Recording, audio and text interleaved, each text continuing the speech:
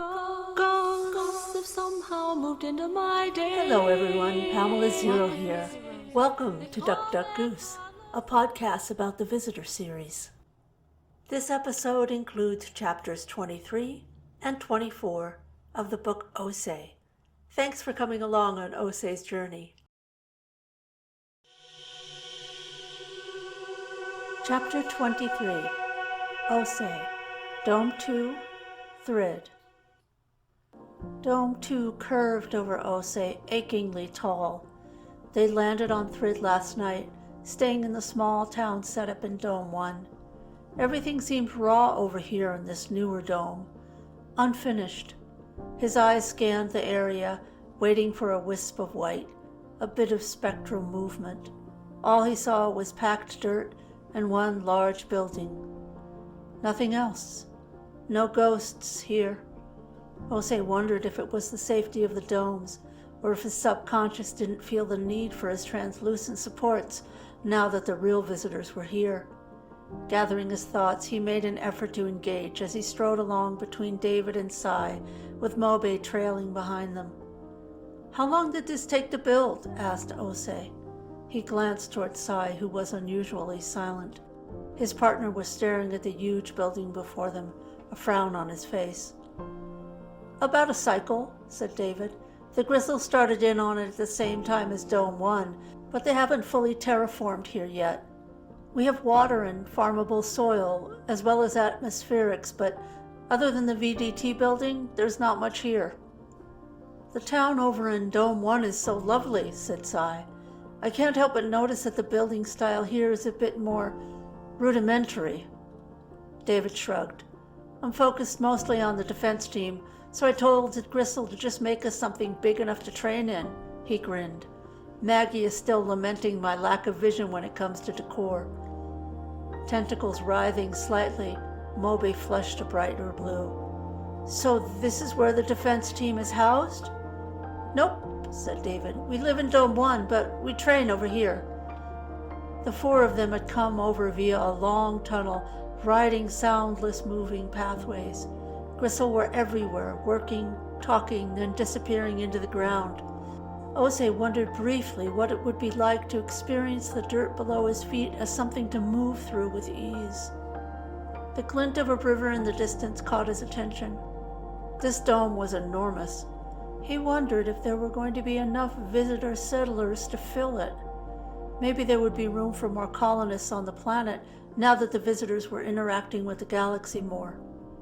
Osei looked over at Sai and wondered if he would be willing to move to Thrid. "What an exciting place to visit! One could imagine building a home here."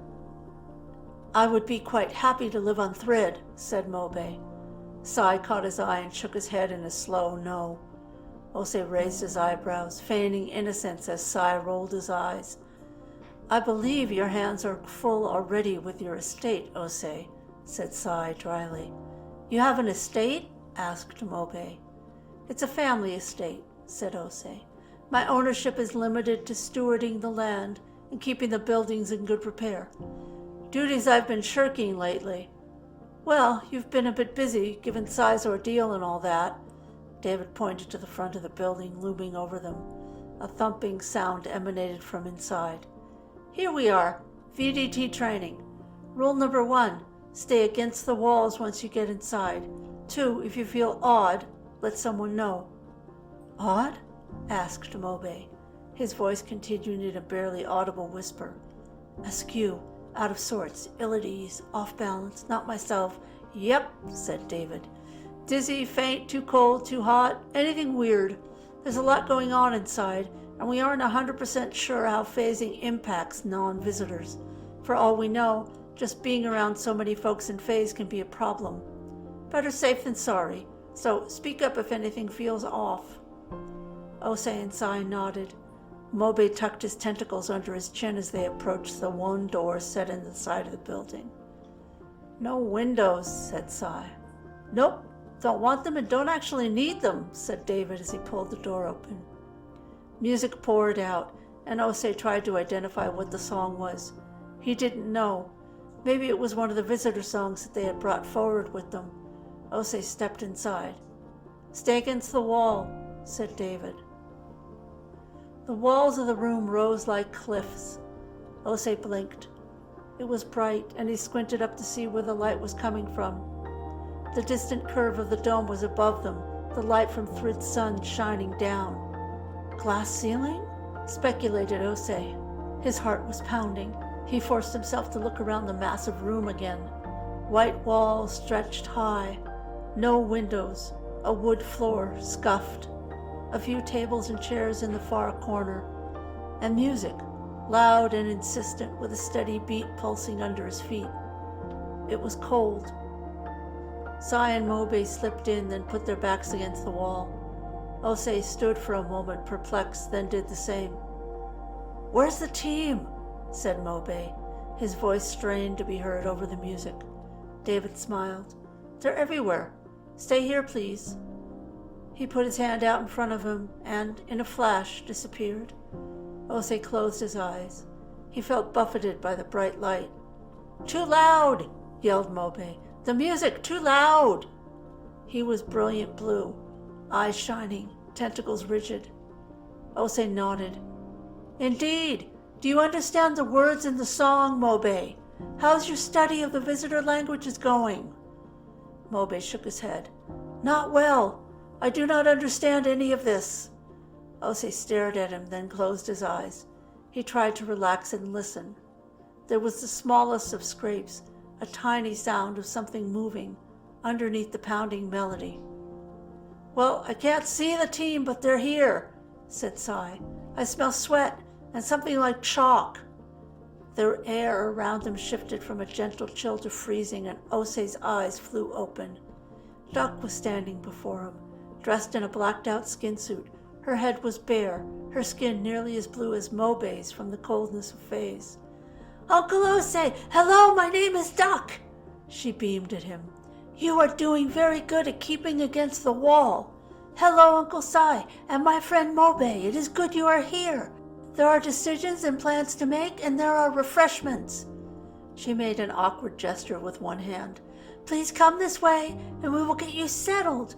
Walk where I walk so you don't bump into anyone." Osei's heart leaped. Duck was here. That meant Elenin was likely here as well. 2 out of the 4 possible firsts. Duck walked slowly forward, the 3 of them following her closely. Osei strained his senses, trying to pick up any scent, any sound of the visitors. They got to the tables by a roundabout way that made no sense, but Osei didn't mind. How many visitors were here, and which ones? Would they talk with him? "Please take seats, and now we can have a snack," said Duck when they reached the tables. They were loaded with food. She reached for a brightly colored pile of squares. "Look, we have blars and cookies and some juice, but it's not very sweet." Her face stilled as she concentrated on pouring a cup of juice.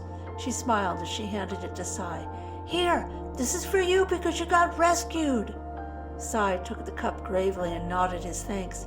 "Your concern is quite kind, Ambassador Duck." Mobe perched on a chair and gingerly took a small helping of green mush. Dipping one tentacle in it, he slowly breathed in. "This smells quite spicy," he said. Duck nodded. "That's for people who like things that kick. The blue blobs are sweet, though, and much easier to eat." She took a plate and started piling food on it, explaining to Mobe as she did so exactly what each bit was. Osei slowly lowered himself onto one of the chairs. The visitors were here and not here. A frisson of panic ran through him. Was he to sit here, eating calmly, and never actually see them, talk to them? He opened his mouth to question Duck, then froze. In the center of the room, the visitor defense team appeared. 4 rows of 6, evenly spaced. There was a spot in the front row that was empty. Osei's heart pounded. They were here, all but one. They wore their blacked-out skin suits, covering themselves completely. He could identify some of them. That was David, tall and slim. That one was Elenin, and there was Maggie and Paolo and Fran, who looked deadly, her skeletal features visible even under the skin suit stretched over her face. "Duck," said Osei, not taking his eyes off the visitors. Who's missing from the front row? I am, Uncle Osei, said Duck. A wave of grief swept over Osei, catching him off guard. Duck, you are far too young to be part of the VDT. He blinked furiously, baffled at his sudden urge to weep.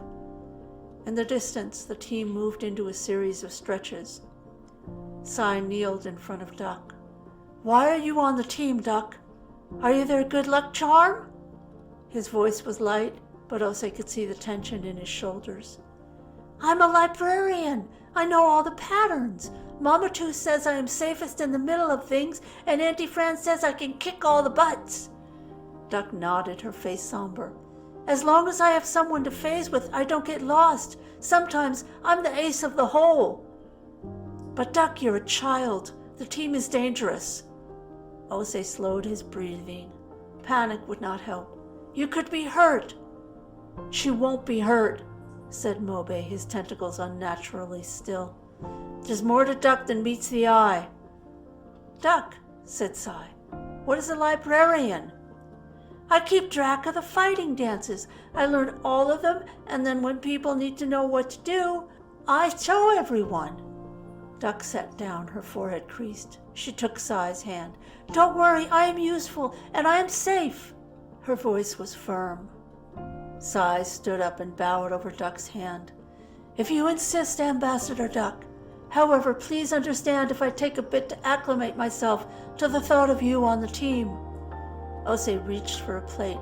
He deepened his breathing even more and tried to get his racing heart under control. The team was here. The four were here, and this time was too precious to waste.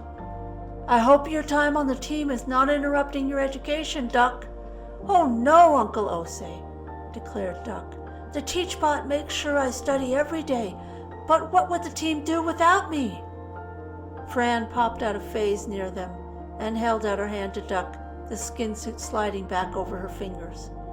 Duck frowned. Time is mean. I have to go and be a team person now, but I will see you soon and you can tell me all about history and books, said Duck. Be safe and warm.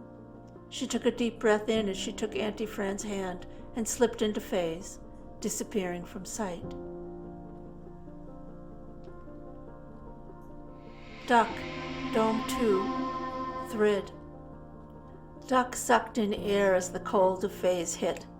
Auntie Maggie was there in phase beside them, and she reached out to touch Duck, grouping her with the team. Duck could let go of Auntie Fran's hand now and still stay in phase, though she never felt completely comfortable. She'd gotten lost way too many times. But Auntie Fran was right here, and she'd be safe.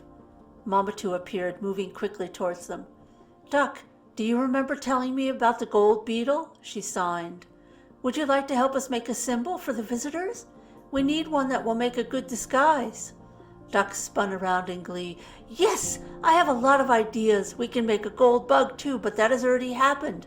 Maybe we can make one with a gold back, but not a beetle? It has to be something a visitor can wear, signed Mama Tu. We need Auntie Fran to be a distraction on the mission, and it's best if no one recognizes her. Duck nodded and pulled her pad out of her pocket. She pulled up an image made from cut-up pictures, showing a woman with a black frock coat and leggings, a bandana tied around her face, and a close-fitting cap on her head. Under the coat was a vest, and the whole thing looked a bit like what a pirate would wear. I made this in case I have to be a spy someday, but it does not have any gold on it. Fran's skin suit flowed into a version of the costume. What do you think, Duckaroony? Is this close? Signed Fran. Maggie looked her up and down. Can you move freely? Fran is a series of stretches and lunges. Yep. What should we call this new person I've become? Madam Pirate? Treasure Lady? Feather, said Duck firmly. Feather? Asked Fran. Feather, because this character floats and twists and turns a lot, back and forth, like a feather falling. She does? Yes. Fran shrugged and kept her skin suit formed into Feather's costume. Wait, signed Duck. The three women looked at her. Something's wrong with your hand, your arm. Duck searched for a reason why, so Auntie Fran would believe her. It's not right. Fran nodded. She'd seen Duck insist on choices that made no sense before. Every time the child had been right, Fran lifted her hand. "It feels fine, hun. Can you fine-tune your worry a bit?" Fran retracted her skin suit, looking carefully at her arm, her fingers tinged blue.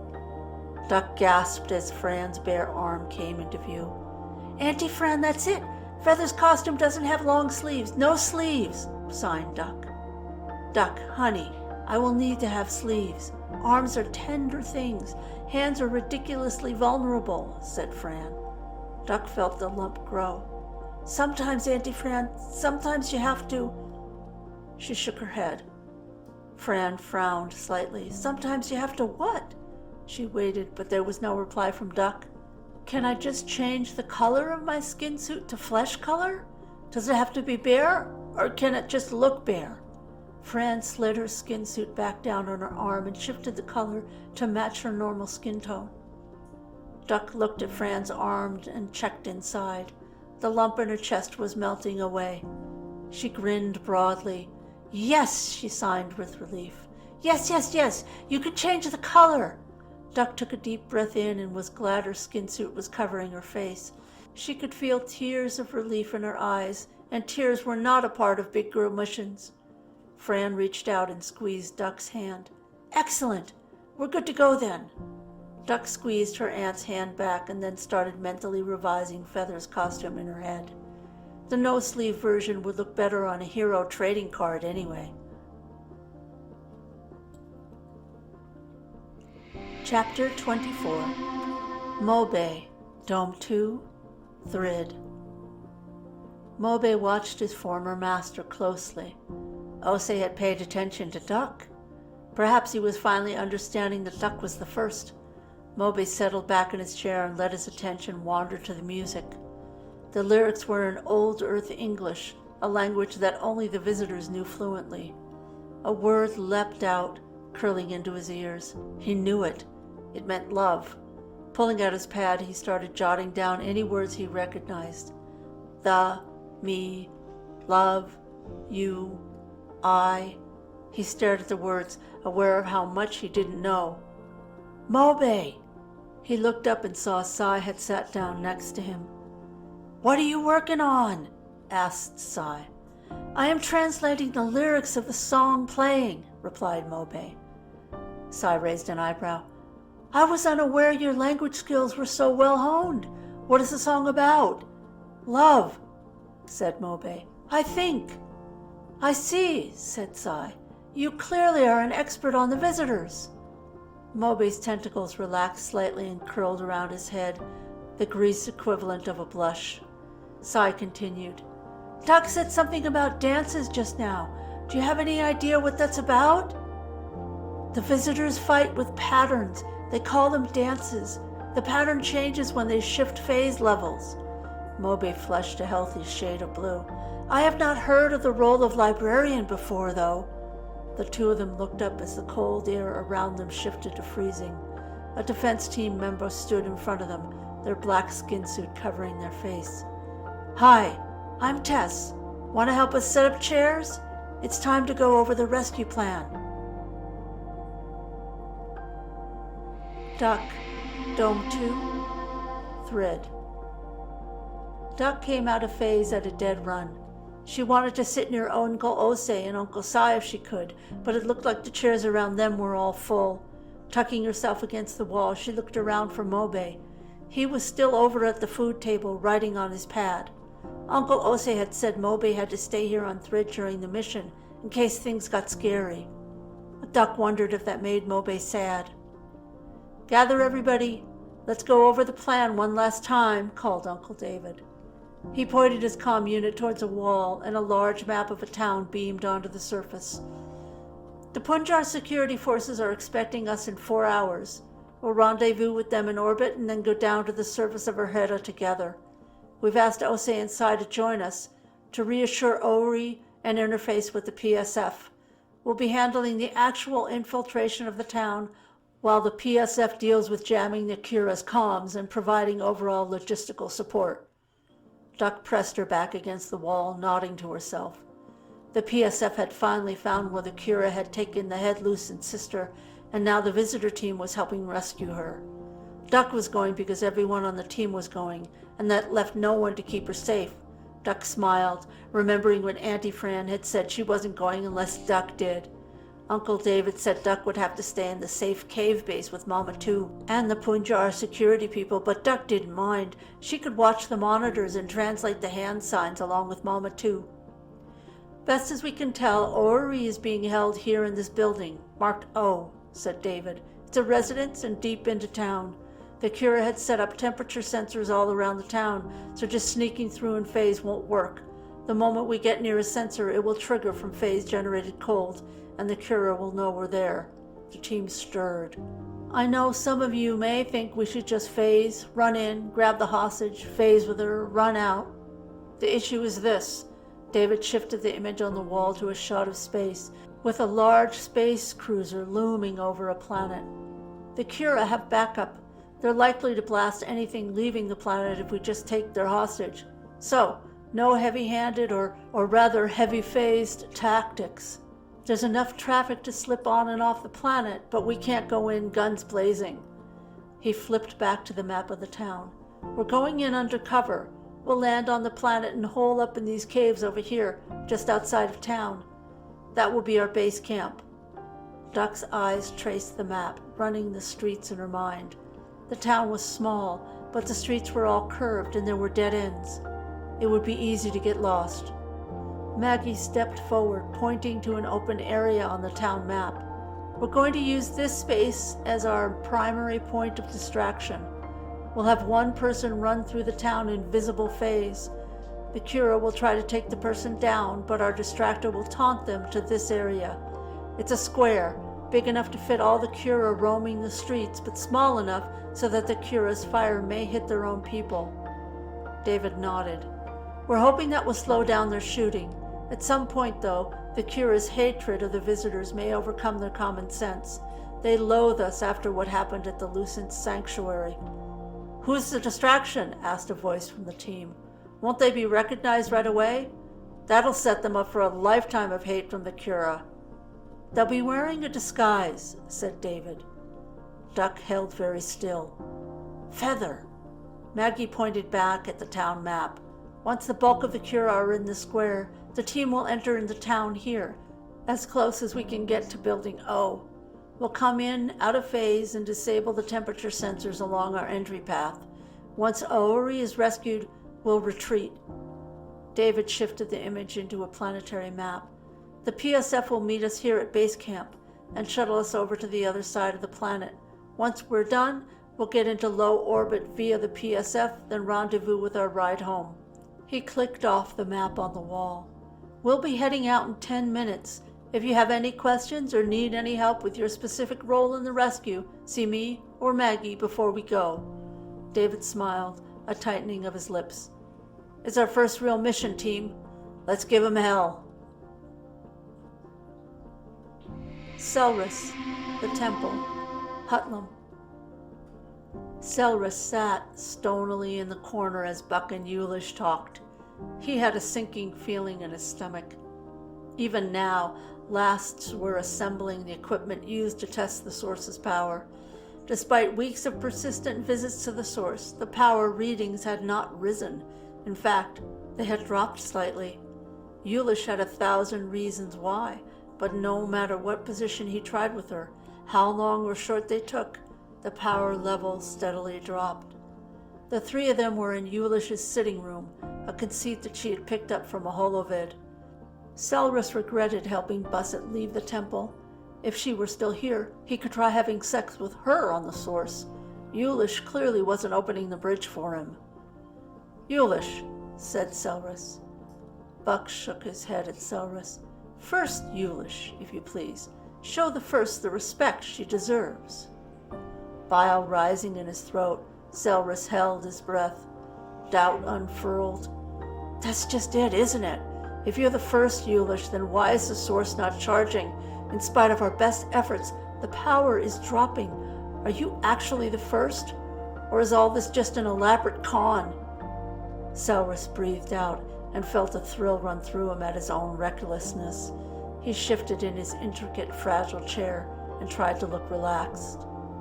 Buck looked at Selris and grinned. A con? What an insane thought! Don't we have skin suits? Haven't we been accepted by the visitors themselves? Buck laughed and winked at Yulish. Selris felt his stomach sink, then dismissed his own reaction. Buck was always teasing, challenging. It meant nothing. He looked at Yulish, who was staring at him with what looked like hatred. His eyes dropped to the blue material around her neck. She told everyone that it was her condensed skin suit. Selris had touched it while Yulish slept. It had felt like some kind of smooth fabric.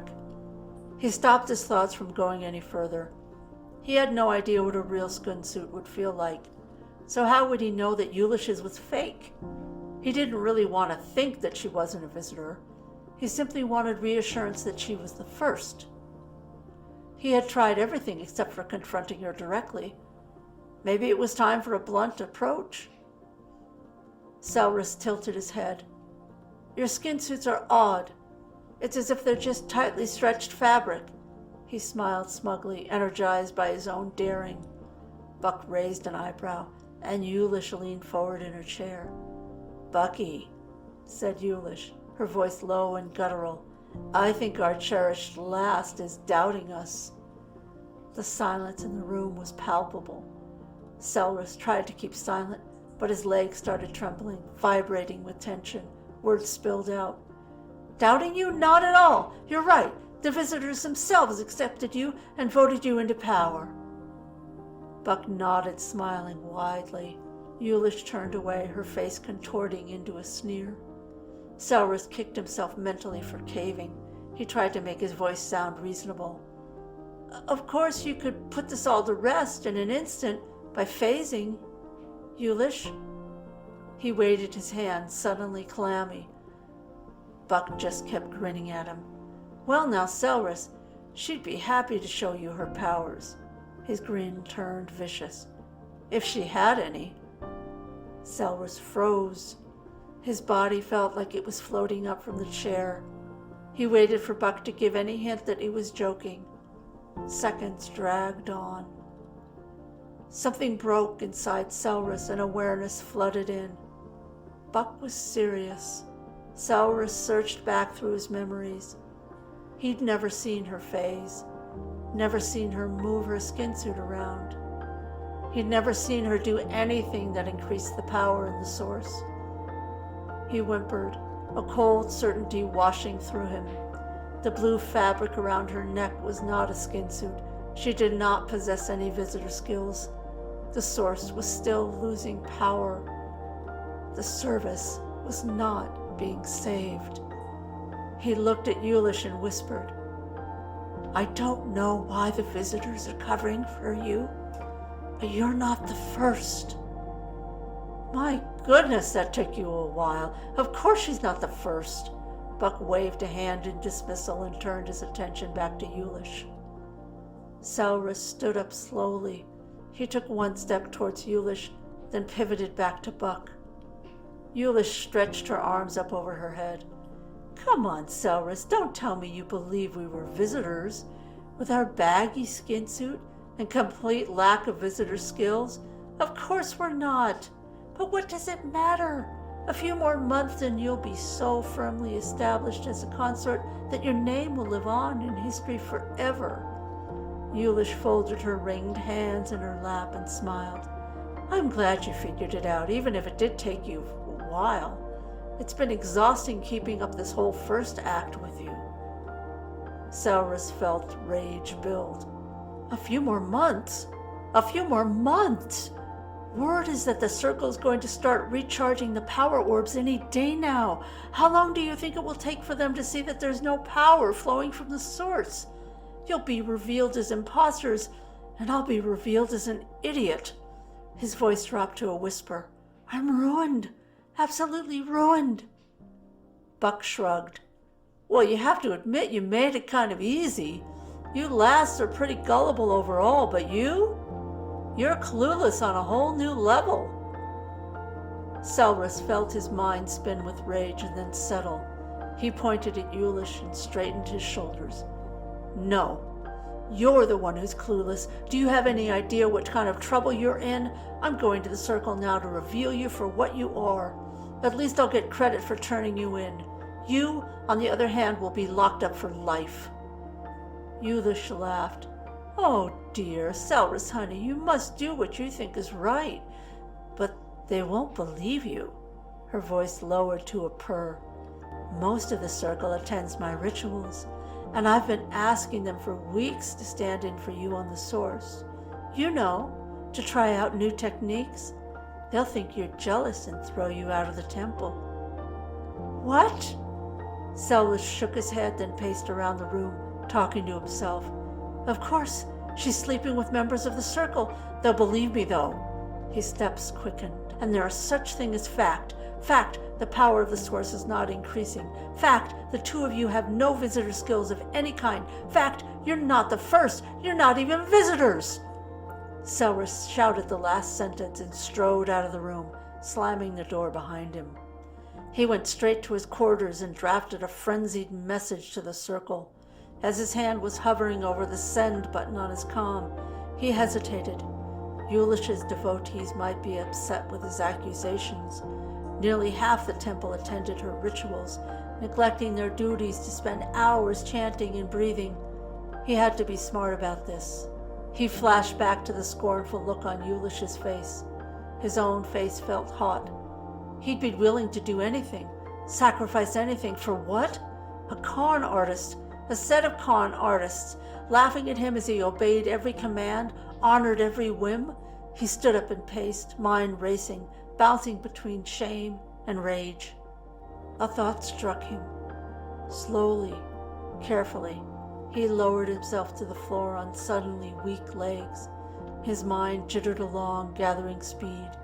Discipline, faith, commitment, and sacrifice. Maybe this was it. The sacrifice. Maybe he had to sacrifice his place in the temple, his life here as a last, to prove himself worthy of being the consort. A flush of warmth stole through him. This was a test. Just because Yulish wasn't the first didn't mean that he wasn't the consort. The first was out there, somewhere. He just had to find her, and then he could fulfill his role, the one he'd been born for. He rose to his feet, focused, determined. He needed to find Busset. She might be the real first. Selris changed out of his robes into a simple black tunic.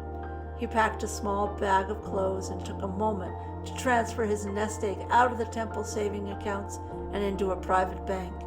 It would be easy to transfer the money back if it turned out that he was being overly cautious.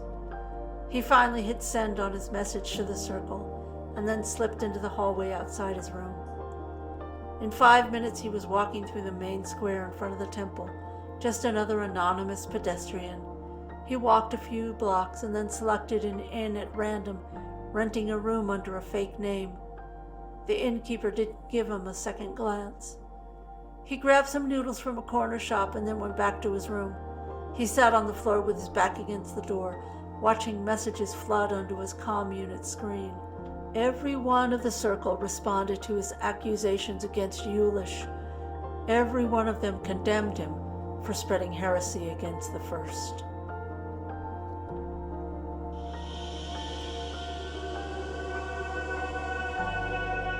Thank you for listening to Ose, Book 2 of the Visitor series. Ose was written by Pamela Zero. This podcast was recorded and edited by Pamela Zero. The song Ghosts was written, sung, and produced by Pamela Zero. Background music is called Insight, and it's by Megan Wofford. Ose is available in paperback on Amazon. Please be sure to like and subscribe and visit thevisitorseries.com for more info. Thanks, everyone. I'll talk